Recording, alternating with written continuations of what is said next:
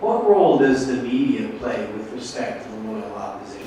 Well, I think the media has essentially killed the idea of a loyal opposition because you can watch 24/7 hours of news channels. You have Fox, MSNBC, CNN, C-SPAN, whatever you want to watch, and all of these different news channels have different political ideals, and they are showing talking points and give us sound bites of people in this room, saying their one little thing to get on TV and to get to their constituents. So I think the mass media has effectively killed loyal opposition. And the congressional scholar Norm Ornstein talked about how nowadays we have this permanent campaign where all the politicians, they're constantly under strict party discipline and they refuse to compromise because they had to appeal to the voters. And I think with loyal opposition nowadays, loyal opposition requires that you care for the common good instead of self-interest. And we see with one of our representatives from Alabama, Archer Davis, he voted against a healthcare reform, although his district, which is the 17th poorest district in the nation, will benefit from it. And he voted against it because he was running for governor in Alabama and he wanted to get more votes. I disagree with Stephanie and Wendy. I believe that the media can have a positive role in the terms of loyal opposition. When Martin Luther King stood atop the Lincoln Memorial and gave his I Have a Dream speech, he reached 100,000 people instantly who were standing by the reflecting pool. However, he reached millions, possibly even billions through the use of television, and he was able to enact true social change through the Civil Rights Act and the Voting Rights Act that were passed afterwards. It's because of the media that these interests and these ideals are able to be portrayed to our people and possibly even increase the efficacy of the democratic system. I understand Kevin's argument, but I would more closely agree with Stephanie and Wendy. We have to look at today's media-obsessed climate. As Thomas E. Patterson points out in his book, The Vanishing Voter, for every 5 minutes that the newscaster talks, the politician that they're covering only talks 1 minute. So I think it's really become a more newscaster base on our. But isn't there a diminution of newspapers and digital media as well because of the internet?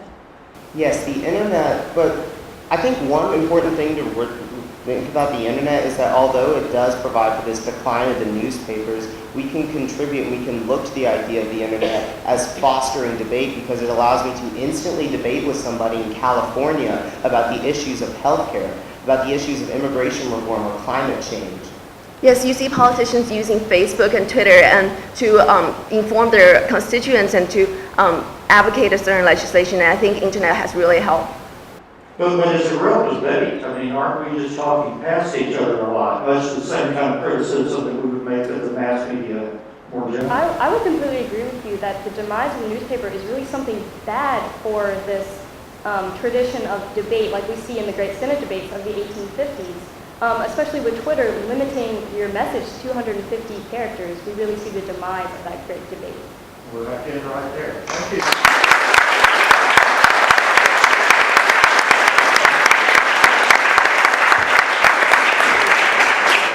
Well, you don't have another period to look forward to, so the comments are not necessarily related to how you could improve your performance or change it for the future, but you do have your life to look forward to, and that's what we're going to comment on. And I think I speak for the panel saying how encouraged we are because of people like you and the engagement and the depth of engagement that you've made with these issues. Ranging from starting with the quote of the great constitutional scholar Woody Allen, ranging all the way through the allegedly dead Strom Thurmond, and on to the Tea Party and Federalist 70. You gave us an impressive array of knowledge, both in your initial presentation, but I think most importantly, just in terms of your response. We talk about, and I'm sure you've all heard us talk about, we're here to have a conversation with you. We did, and it's fun, because you know a lot about this. You were bringing up things that we have talked about as a group that we would like to hear groups talk about. And often we've had to try to pull that out for groups. You were beating us to the punch on those. You clearly knew what you were talking about. You weren't just name dropping, and used good analogies and good analysis of appropriate disagreement between yourselves and each able to back it up. No sense that it was manufactured disagreement. So you talked, I believe, about the loyal opposition encouraging deliberation. You are certainly well equipped to participate in that process, and I congratulate you on your performance. Yeah, I echo what my colleague said. I mean, I think one of the hardest parts for me to judge this group here is that you were knocking off my questions before I had a chance to ask them. And I think that's a wonderful sign when I'm struggling to come up with what else I can ask you because you're covering ground that needed to be covered, I think, to be fully responsive to the question.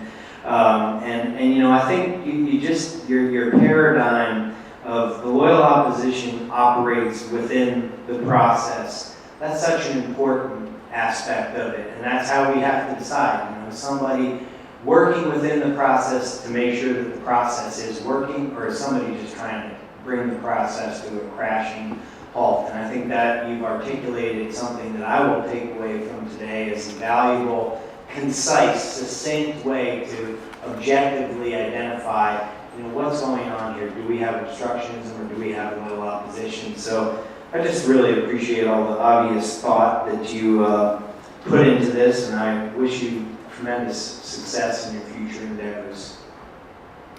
Me too. Thank you. I just want to make a one-sentence observation. You're clearly comfortable with the material, and you actually read and integrated many parts of the entire text and the source documents for the text. So you had a fluidity that allowed you to demonstrate a really comprehensive understanding of not just this material, but of we the people. Thank you.